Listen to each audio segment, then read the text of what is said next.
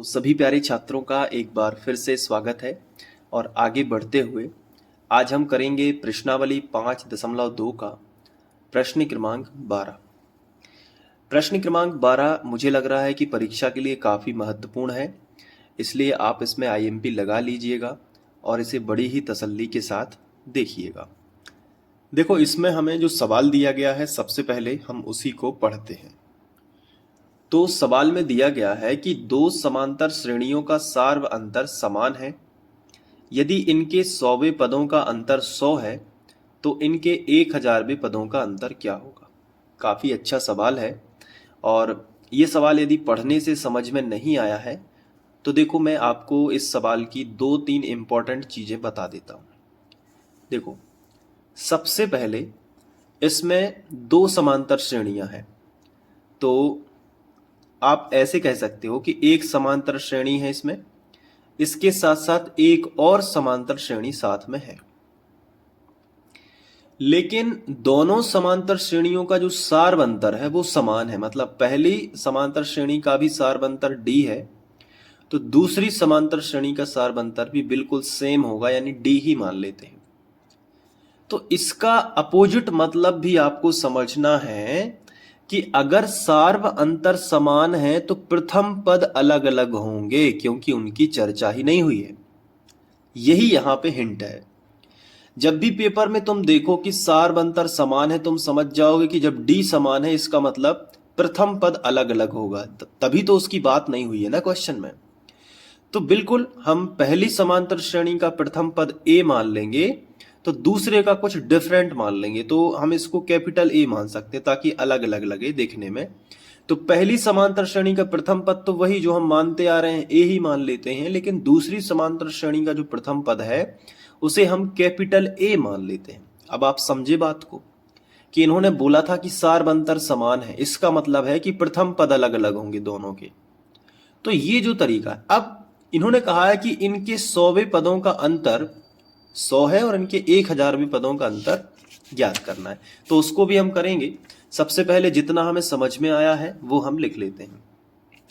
तो हम लिखेंगे कि माना पहली AP का प्रथम पद बराबर A है और दूसरी AP का प्रथम पद, और इसको हम कुछ अलग मान लेते हैं, तो ये हम बड़ा ए मान लेते हैं, कैपिटल ए।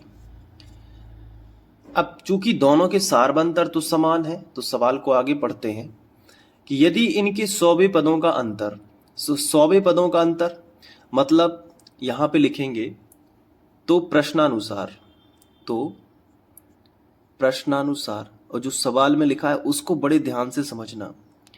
तो प्रश्नानुसार 100वें पदों का अंतर क्या होता है। आप कहोगे कि पहली AP का 100वां पद क्या होगा, A100, और दूसरी AP का प्रथम पद A है तो दूसरी AP का 100वां पद होगा A100, यानी बड़ा A और 100। और इनका जो अंतर है यानी माइनस यानी अंतर होता है वो कितना है।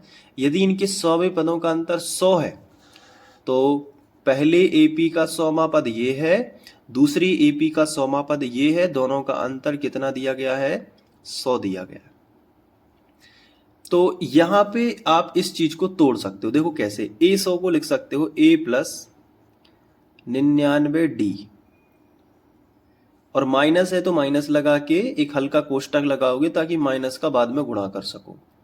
और इसको क्या लिख सकते हो, A प्लस, इसको भी 99 और D ही लिखोगे, छोटा d, बड़ा D क्यों नहीं, क्योंकि सार्व अंतर दोनों के समान है। और बराबर कितना होगा, 100। अब हम माइनस का गुणा कर देंगे तो आएगा A प्लस 99D, और माइनस का गुणा करोगे तो अंदर के सभी चिन्ह बदल जाएंगे। तो ये प्लस का A है तो ये माइनस का हो जाएगा, माइनस का A, और प्लस का 99D है तो ये माइनस का हो जाएगा 99D, और बराबर कितना होगा, बराबर 100 हो जाएगा।